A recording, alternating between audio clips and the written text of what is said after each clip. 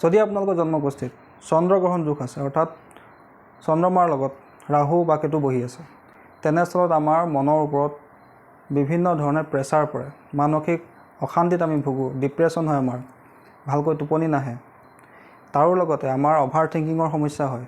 এই ক্ষেত্ৰত আমি কেইটামান উপায় কৰাৰ প্ৰয়োজনীয়তা থাকে যে আমি নিজৰ শৰীৰত যিমান পাৰোঁ ৰূপৰ আ অলংকাৰ ধাৰণ কৰিব লাগে, যেনেকৈ ৰূপৰ খাৰু হওক, ৰূপৰ আঙুঠি হওক, পায়েল হওক। যিমান পাৰে চন্দ্ৰমাক ষ্ট্ৰং কৰিবলৈ চেষ্টা কৰিব লাগে। তাৰ কাৰণে প্ৰত্যেক সোমবাৰে শিৱলিংগত কেঁচা গাখীৰ অৰ্পণ কৰিব লাগে। পূৰ্ণিমাৰ দিনা ক্ষীৰ বনাই লৈ আপোনালোকে চন্দ্ৰমাৰ পোহৰত ৰাখিব লাগে আৰু তাৰপিছত ৰাতিপুৱা সেই ক্ষীৰ খাব লাগে।